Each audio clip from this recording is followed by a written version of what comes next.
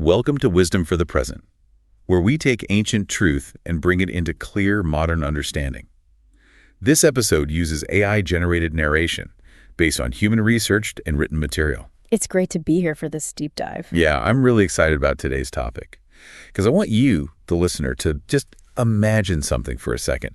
Picture yourself staring across a massive battlefield. Right. The dirt is kicked up everywhere, weapons are drawn, the noise is just absolutely deafening. The tension would be unreal. Exactly. But then, as you look across the lines at the opposing army, you realize something horrifying.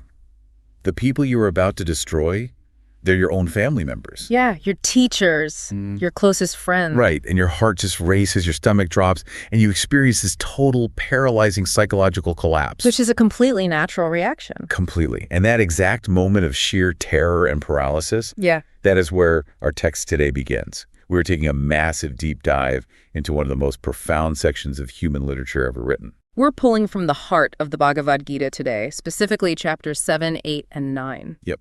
And our mission here is to act as your guides.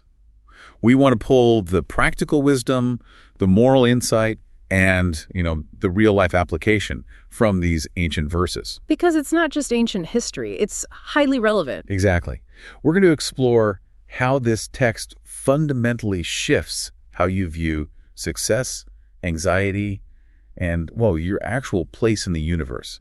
And we're going to do it without getting bogged down in dense theological jargon. Which is important because the urgency of that opening image you just described, it's crucial. These specific sections are often considered the philosophical engine of the entire Gita. The engine. I like that. Yeah, they offer a completely different framework for understanding reality. I mean, they don't just hand down a list of moral rules. Right, like a Ten Commandments kind of thing. No, not at all. They explain the underlying architecture of the universe itself. And the goal is to make our everyday actions finally make sense. But to actually grasp that wisdom, we really have to stay with that opening image for a minute. Because this profound philosophy isn't being delivered in a serene temple, right? No, it's not a calm philosopher sitting under a tree on a sunny afternoon. Right. The listener is introduced to a prince. And he's referred to in the text by a few names: Arjuna, Kunti's son, or the slayer of Madhu. Yeah, and he is in the middle of a total mental, emotional, and spiritual breakdown, right on the edge of this massive impending war. And his charioteer, who is actually the divine figure Krishna, is commanding him to fight. But the prince is entirely paralyzed. He's bound by the terrifying consequences of his actions. I mean, he sees this inescapable cycle of birth, suffering, death, and he is desperately seeking some kind of refuge from it. So, okay, let's unpack this, because the prince's paralysis is really the driving force of the narrative here. It is. He's looking at a situation where every single possible choice seems to lead to tragedy. A total lose-lose situation. Exactly. If he fights, he destroys his kin. If he doesn't fight, he abandons his duty and allows a massive injustice to prevail. So what does Krishna actually say to him in that moment? Krishna's response is to instruct him to, quote, exercise yoga and to seek refuge. And we should definitely clarify that term right away for the listener. Oh, absolutely. When the text says yoga, which modern listeners know as yoga, it is not talking about physical stretching. No yoga mats or downward dog here. Right. In this context, yoga means union. It's the rigorous discipline of the mind, the practice of unifying your fragmented consciousness and anchoring it to a higher, unchanging reality. That makes a lot of sense. But on the surface, hearing about an ancient prince on a chariot, it feels completely disconnected from our daily lives. It can feel that way, yeah. But the absolute terror of being paralyzed by a decision, that's a profoundly modern experience. Oh, it's universal. I mean, think about what we call decision fatigue today, or that dreaded 3 a.m. existential panic. Where you're just staring at the ceiling. Yes, because every choice in front of you feels completely fraught with disastrous consequences. Oh, it's overwhelming. So if this text was written for a prince facing a literal physical battle, how does Krishna's advice to exercise union and seek refuge translate to a modern listener today? Like, what if their battlefield is a toxic boardroom conflict, or a terrifying medical diagnosis, or just a really deep personal crisis? Well, the battlefield of Kurukshetra is the literal narrative setting, right? But it fundamentally operates as a framing device for the human condition. Okay, go on. Life itself is the unchosen battlefield. We are constantly thrust into situations we did not ask for. We face conflicts that seem entirely unresolvable. and we are terrified of making the wrong move. So the battle is a metaphor. Exactly. The battle represents the universal human quest for truth and right action amidst the absolute chaos of living. Right. So when Krishna tells the prince to act, to fight, he's addressing the core human dilemma. How do we act in a demanding world without being psychologically and spiritually destroyed by it? Wow.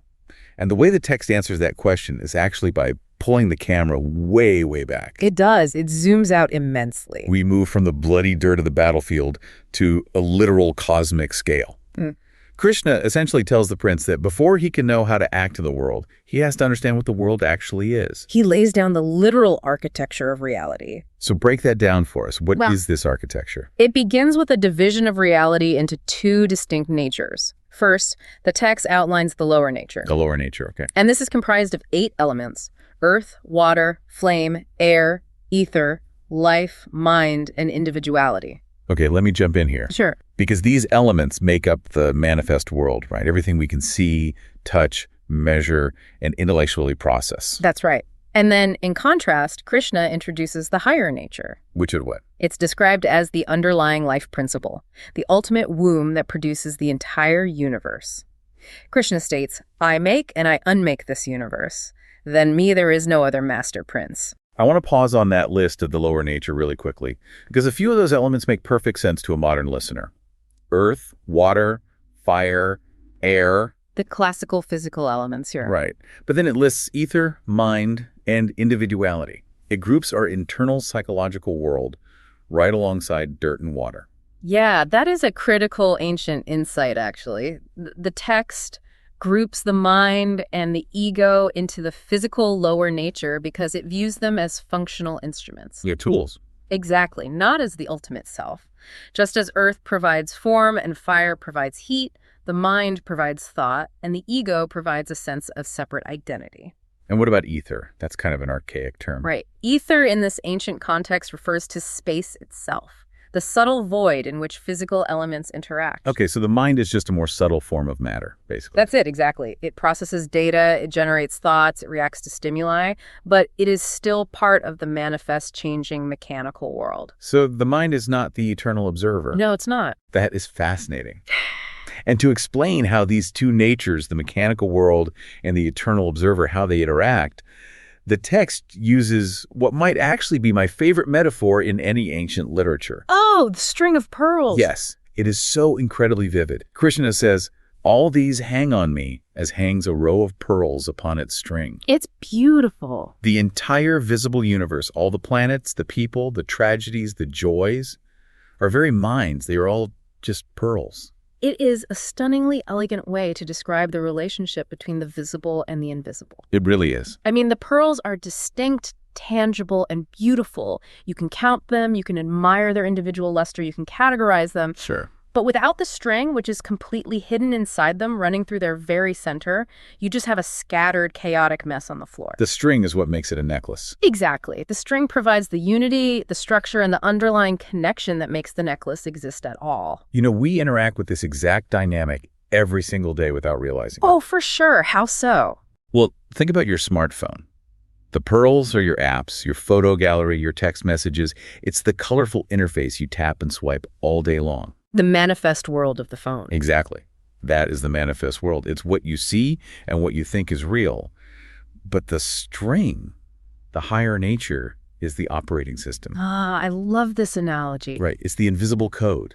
You never actually see the code of the operating system while you're using the phone. It remains completely hidden. Yeah, you don't open up Instagram and see lines of code. Right.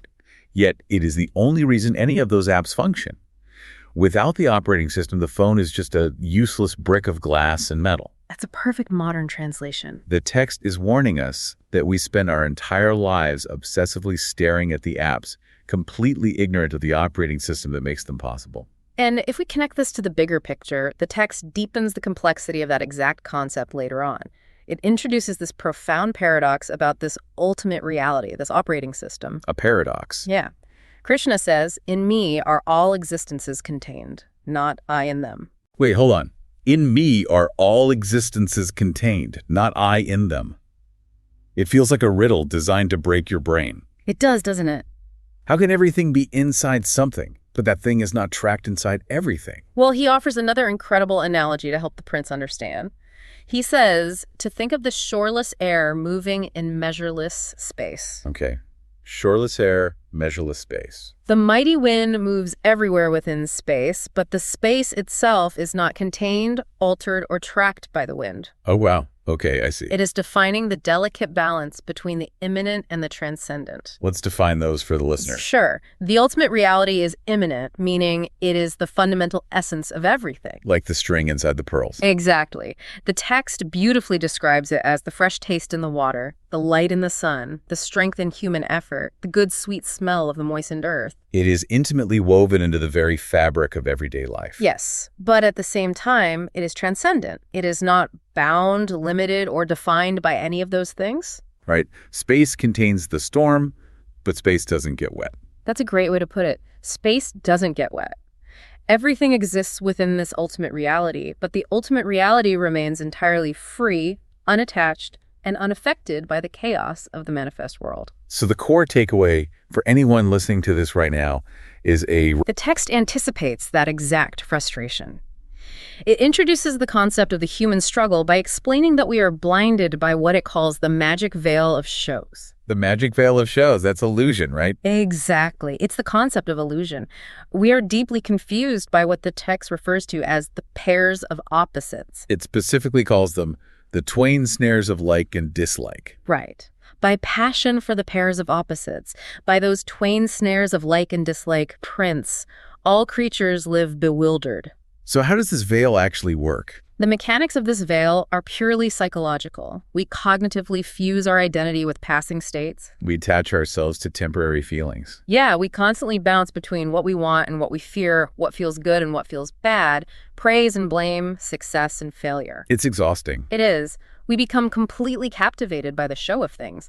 We end up believing that these temporary states are permanent and that they define who we are. I have to push back here for a second because this introduces a massive obstacle for the modern listener. Okay, let's hear it. We touched on this when we listed the lower nature, but we really need to look at it closely. The text listed individuality as part of the lower mechanical nature. It did, yes. But modern society literally worships individuality. Oh, completely. We are told from birth to stand out, to build our personal brand, to express our unique individual truth. We curate a self that the world is supposed to applaud. The modern ego project. Exactly.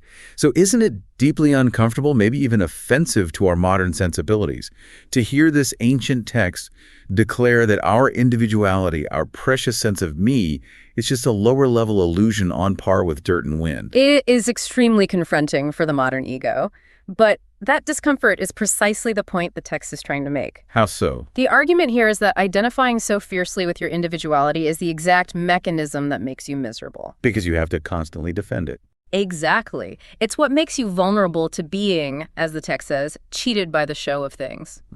When your entire reality is built around defending and promoting your individual ego, you become a slave to those pairs of opposites, like and dislike. You're just trapped in it. You spend your entire life exhausted, chasing things that inflate the ego and running in terror from things that diminish it. It is the ultimate dopamine trap. It really is. Reading that verse about the twain snares of like and dislike, I instantly thought about how social media algorithms are engineered today. Oh, wow. Yeah, that's a perfect connection. They are literal digital manifestations of this ancient concept. The platforms are designed to feed as a constant, exhausting ping-pong match of like and dislike. Thumbs up, thumbs down. Right. We get a hit of dopamine when someone validates our individuality with a like, and we get a massive surge of outrage when someone attacks our individuality with a dislike. We are, as the text says so perfectly, bewildered by it. We are fully addicted to the snare. It's wild that a text this ancient is basically describing Twitter or Instagram. Human psychology hasn't changed. And the text points out the tragic, inevitable result of this addiction. It says that people whose knowledge is turned aside by these desires end up serving some lower gods for a lesser blessing. Lower gods. What does that mean for us today? In a modern context, worshiping lower gods doesn't mean bowing to bronze statues. Right.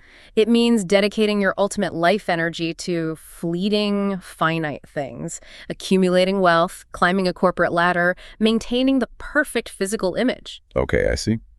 And the text acknowledges that you might actually get what you want. The universe, operating mechanically, will grant you that lesser blessing if you work for it. But there's a catch. A devastating one. It adds, yet soon is withered what small fruit they reap. The fruit always withers. Always. You get the massive promotion, you buy the dream car, you hit 1 million followers, and a week later, the thrill is gone. Yeah. And you feel that hollow emptiness creeping right back in. Because you are attempting to satisfy the infinite, transcendent soul with the finite, mechanical, lower nature. It's mathematically impossible. It is a mathematical impossibility. The immense value in this uncomfortable, ancient idea is that it offers total liberation. Which sounds great, but how? Realizing that your ego, your curated individuality, isn't the absolute center of the universe. It is not a demotion. It is a profound relief. Oh, because the pressure is off. Yes. It means you don't have to constantly defend it, inflate it, or worry about its legacy. You can step behind the veil of shows and observe the chaos without being destroyed by it. Which sounds like an amazing, enlightened state to reach, honestly. But, we still live in the real world. Of course. Once a person recognizes the obstacle, okay, my ego is a trap. The pairs of opposites are exhausting me. The fruit withers. How do they actually live? Right. How do you get through Tuesday? Yeah. How do you make decisions in the 21st century without abandoning your family and running away to meditate in a cave? Because rent is still due. Yeah. Conflict at work still happens. You still have to buy groceries. This is where we find the profound modern translation of these chapters. The text does not advocate for inaction. Okay, that's a relief. It does not tell the prince to drop his weapons and run to the forest.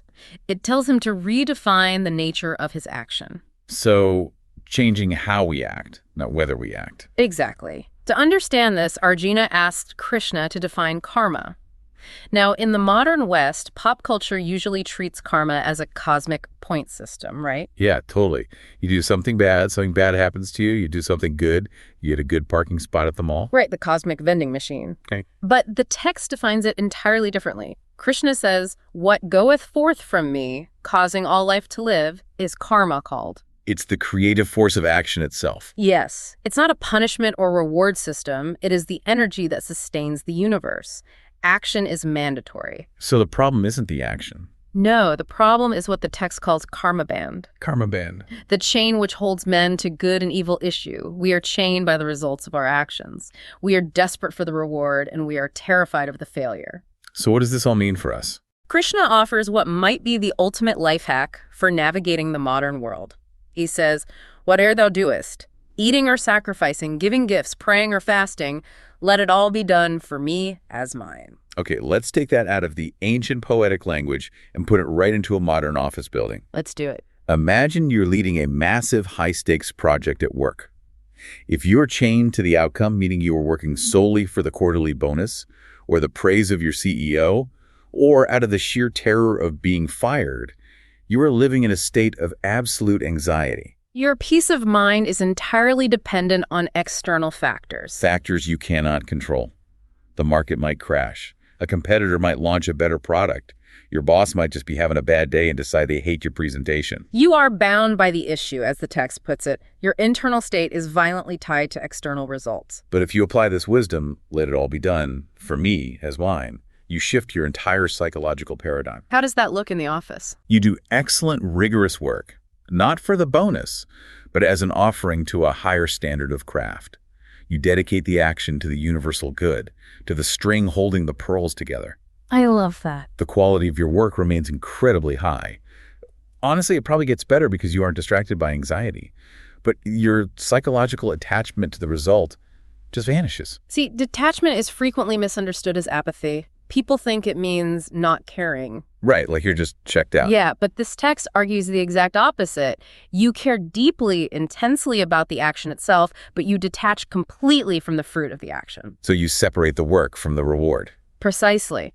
Dedicating one's actions protects the modern listener from the paralyzing fear of failure on one side and the inflating, arrogant pride of success on the other. It's the perfect middle ground. It fundamentally changes how we lead teams, how we handle conflict, and how we pursue meaning.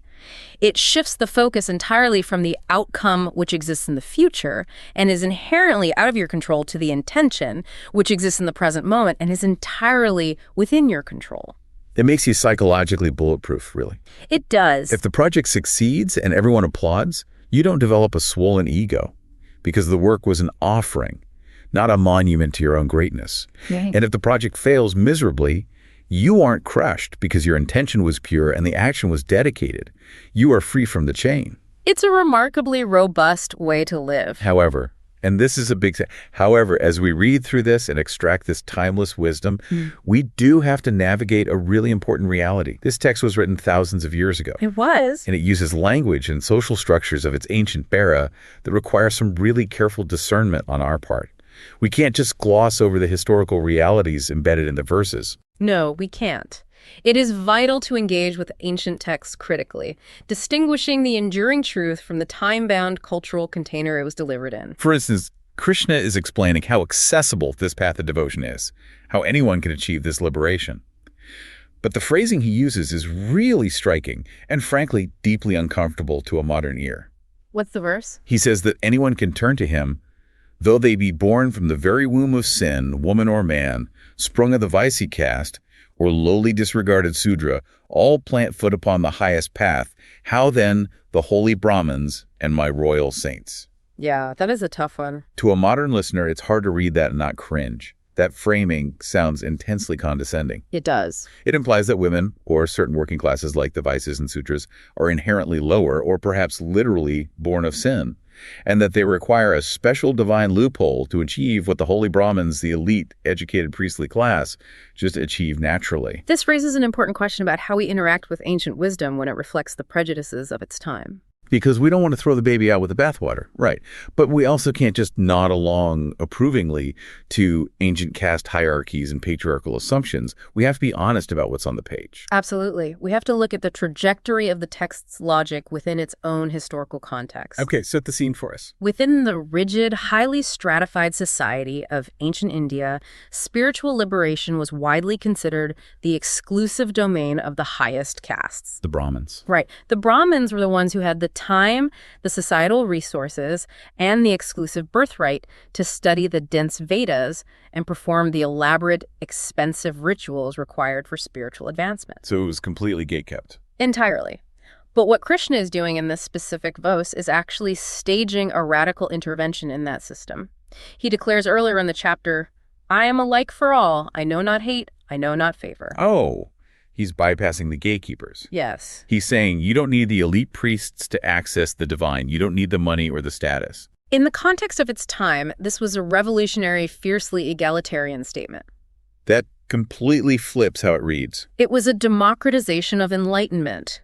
It stated boldly that ultimate peace and liberation were not gatekept by the societal elite, nor were they dependent on perfectly executed expensive rituals. Okay. I see. The text uses the social categories of its day, even adopting the prejudiced language of those categories to say, even those who society deems the absolute lowest have direct, immediate, unmediated access to the highest truth. That reframes it perfectly. The enduring wisdom isn't the ancient social hierarchy. The enduring wisdom is the demolition of spiritual gatekeeping. Exactly. It's the assertion that your intention and your devotion matter infinitely more than your social status, your gender, or your wealth, which leads us perfectly into the actual mechanics of how a person practices this. Because the text gets incredibly practical here. It really does. It tells us what this accessible, non-gate-kept devotion actually looks like on the ground. It moves seamlessly from cosmic architecture and societal revolution right down to the kitchen table. Yeah, it contains this verse that is just strikingly beautiful in its utter simplicity. Krishna says, "Whoso shall offer me in faith and love, a leaf, a flower, a fruit, water poured forth, that offering I accept, lovingly made, with pious will." A leaf, a cup of water. Just a leaf and some water. It connects directly to the demolition of gatekeeping we just talked about. You do not need grand gestures, immense wealth, or high status to find peace. You don't have to build a giant temple. No. The ultimate reality is not demanding a cathedral or a blood sacrifice. It accepts a leaf, provided the intention behind it is pure. So let's formulate a daily practice for the listener out of this. Because it is far too easy to listen to a deep dive on profound philosophy, nod your head at the beautiful metaphors, and then go right back to stressing out about your inbox. It happens to all of us. So I want to ask you, the listener, what is your leaf today? How do you take this ancient verse and apply it to a mundane Tuesday morning? The practice is really about transforming menial tasks into moments of profound mindfulness and connection. Give me some examples. Pouring a glass of water, making your morning coffee, folding the laundry, typing a routine email. Can you do that simple action with total presence? Instead of just rushing through it. Right. Can you mentally offer that small, seemingly insignificant task to the higher good, rather than just doing it with a distracted mind to get to the next thing?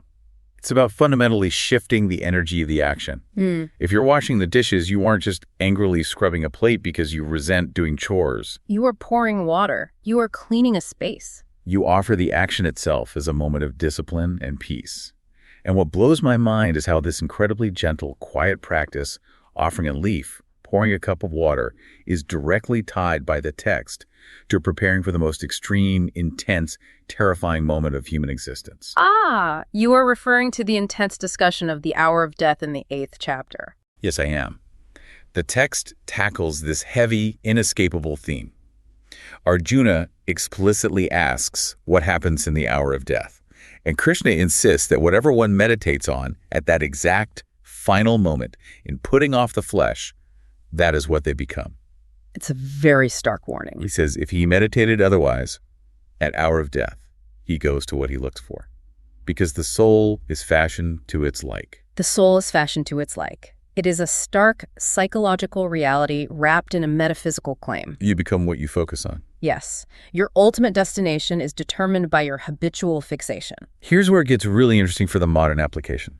Because obviously, there is a literal theological interpretation here about the end of physical life and the afterlife. Right, the literal hour of death. But think about the hour of death as a psychological metaphor for any moment of extreme stress, profound loss, or sudden transition. Like a major life crisis. Exactly. The death of a career, the end of a long marriage, a sudden shocking medical diagnosis, the moment the battle begins. Right. When a crisis hits, you do not magically rise to the occasion. You don't. No, you default to your training.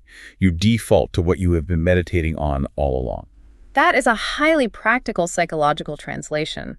Under immense pressure, the human mind falls back on its deepest, most ingrained habits. Exactly. If your mind is habituated to anxiety, you spend all day meditating on outrage, scrolling endlessly through the pairs of opposites, feeding those snares of like and dislike, then when a real crisis hits, you will instantly default to panic, bitterness, and anxiety. The soul is fashioned to its like. But if you train your mind daily with the leaf and water practice, if you've built a quiet, steady habit of finding calm, of dedicating your actions, of seeing the string connecting everything in the hour of crisis, your mind will naturally default to calm and unity. This is exactly why the text insists, "Have me then in thy heart always, and fight." Wow. The spiritual meditation is not an escape from the battle. It is the armor you wear into the battle. You practice with the leaf so you can survive the war. Practice with the leaf to survive the war. I mean, that captures the entire mechanic of this philosophy perfectly. It really pulls it all together. And as we pull the lens back on this whole discussion, one of the most remarkable things about this text is its unique way of making our individual daily struggles feel both deeply important and also remarkably small. It achieves that dual perspective by continually shifting the scale of time and reality. I mean, we just spent time on the kitchen table with the cup of water, but the text also forces us to grapple with a cosmic scale. Right, zooming way back out. Krishna explains time not in human years or even centuries, but in the incomprehensible scale of the cosmos. He introduces the concept of Brahma's day and Brahma's night. And the text says a single day of Brahma lasts 1,000 yugas. Right, and a single yuga is an epoch of time spanning millions of human years. It's mind-boggling. So we're talking about an expanse of time that human brains can barely compute. Krishna says that the dawn of this vast day, the entire invisible universe becomes manifest. It explodes into the physical reality we know. Like the Big Bang. Yeah, and at the deep night, all of it fades back into the unmanifest void. He describes a vast company of living things, again and yet again produced, expires at Brahma's nightfall, and at Brahma's dawn riseth without its will to life newborn. Just sitting with that image for a moment.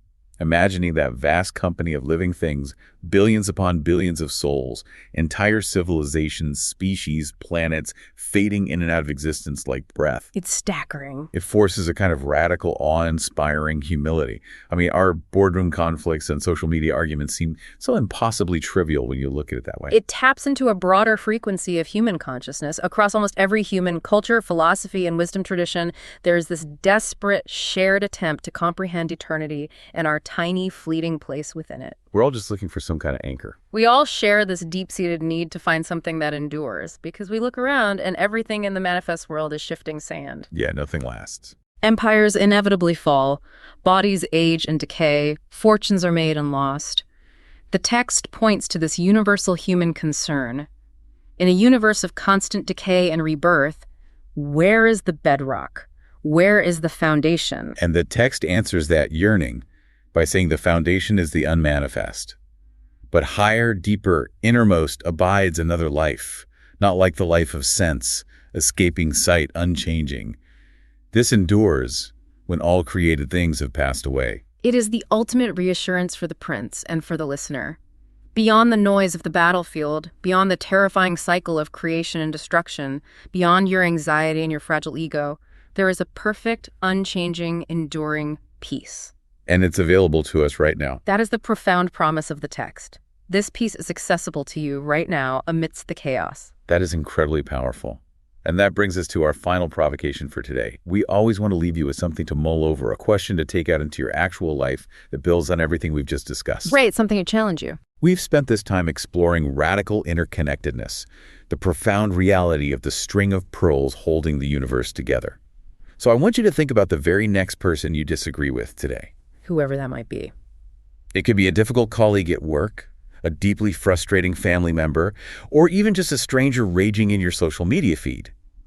If this ancient text is right, if the actual architecture of reality is such that you and that person are both inherently connected, both individual pearls resting on the exact same cosmic string, how does that change the way you interact with them? It changes everything. If you are both pearls on the same string, can there truly be a winner in a conflict?